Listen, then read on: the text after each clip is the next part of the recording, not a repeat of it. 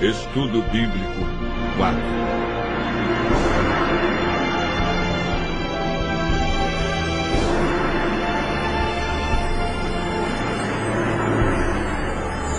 Plano da salvação.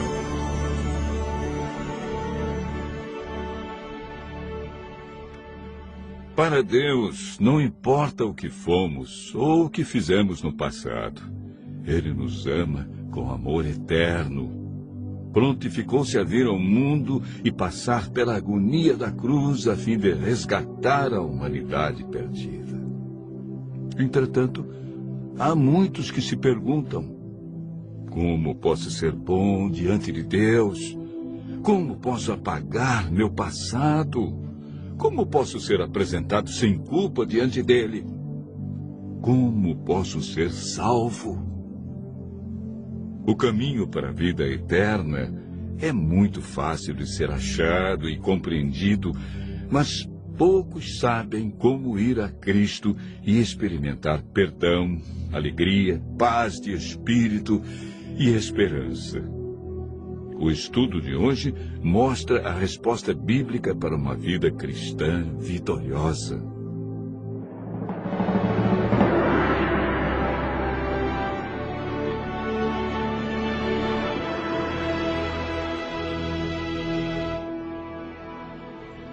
Assim que entrou o pecado no mundo, a divindade foi movida de compaixão pelos seres humanos.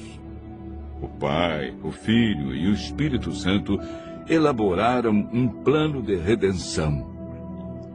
Cristo se prontificou a deixar as cortes celestes, descer à terra como homem e pagar a pena do pecado e redimir a humanidade. O plano para a salvação do homem não foi um projeto tardio, elaborado posteriormente. Já antes da criação do mundo, Deus viu que o homem poderia errar. Ao pecarem, Adão e Eva perderam sua natureza perfeita. Deus não podia permitir que eles comessem da árvore da vida por mais tempo, pois, se comessem de seu fruto, viveriam para sempre e sofreriam constantemente os resultados do pecado. A Bíblia afirma que por um homem entrou o pecado no mundo e pelo pecado a morte. Assim também a morte passou a todos os homens, porque todos pecaram. O salário do pecado é a morte, mas o dom gratuito de Deus é a vida eterna em Cristo Jesus. Romanos, capítulo 5. Verso 12, e capítulo 6, verso 23. Após a entrada do pecado, Adão e Eva ouviram a voz do Senhor Deus que andava no jardim pela viração do dia. Esconderam-se da presença dele, o homem e sua mulher, por entre as árvores do jardim. O pecado fez separação entre Deus e o homem. Ainda que o homem tenha fugido do seu Criador, Deus lhe deu a certeza de que seu único filho deixaria o céu e nasceria de uma mulher. Não faria uso da sua divindade e, através de sua morte na cruz, acabaria com o domínio de Satanás neste mundo. Desde a entrada do pecado, o ser humano foi destituído da glória de Deus e perdeu sua natureza perfeita. Lemos em Gênesis, capítulo 6, verso 5. Deus viu que a maldade do homem estava se multiplicando na terra e que a vontade do seu coração era continuamente má. O salmista Davi declara: porque eu nasci em pecado, e em pecado me concebeu minha mãe. O profeta Jeremias descreve o estado do coração do homem após o pecado. Ele diz: enganoso é o coração mais do que todas as coisas, e desesperadamente corrupto. quem o conhecerá? Jesus afirmou que é do coração do homem que procedem os maus desígnios, adultérios, prostituição, furtos, falsos testemunhos e blasfêmia.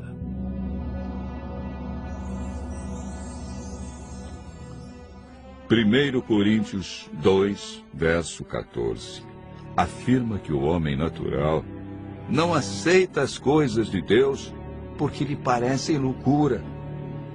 O apóstolo Paulo relata a grande luta que existia em seu coração.